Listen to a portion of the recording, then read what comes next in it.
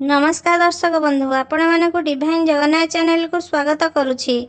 चलित वर्ष ज्येष्ठ अधिक मासर शुक्ल पक्षे पड़ुवा एकादशी को पुरुषोत्तम एकादशी कहुए।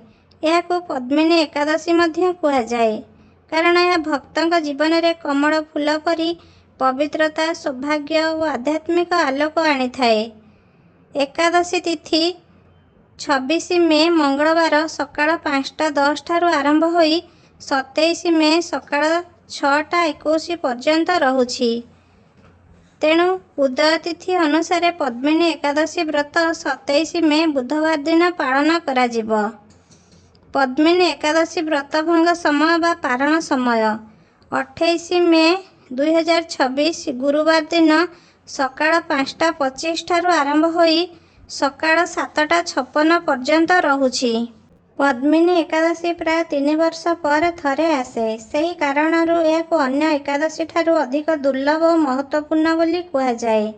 यही अधिक मास को भगवान विष्णु का पुरुषोत्तम स्वरूप को समर्पित करा जाइछि।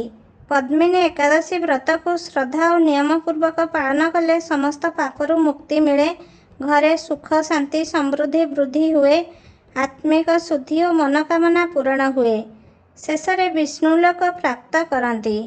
एकादशी व्रत दिन प्रातः मुहूर्त उठी स्नान सारी शुद्ध वस्त्र परिधान करंतु।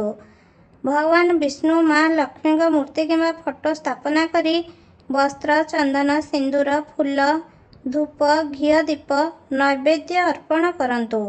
यह दिन ओम नमो भगवते वासुदेवा मंत्र जप, विष्णु सहस्रनाम पाठ और हरिनाम स्मरण अत्यंत मंगलमय होता है।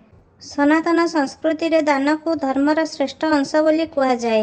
यह पवित्र पुरुषोत्तम एकादशी अवसर में निजर शक्ति अनुसार अन्नदान, ग्रीष्म समय जलदान, धार्मिक ग्रंथ दान, फल मिठा दान करने शुभ होता है।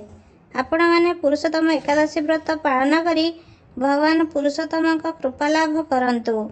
जदि आपण मानक आम भिडियोटी भल लगी लाइक, शेयर एवं सब्सक्राइब करिया को भूलंतु नहीं। जय भगवान पुरुषोत्तम।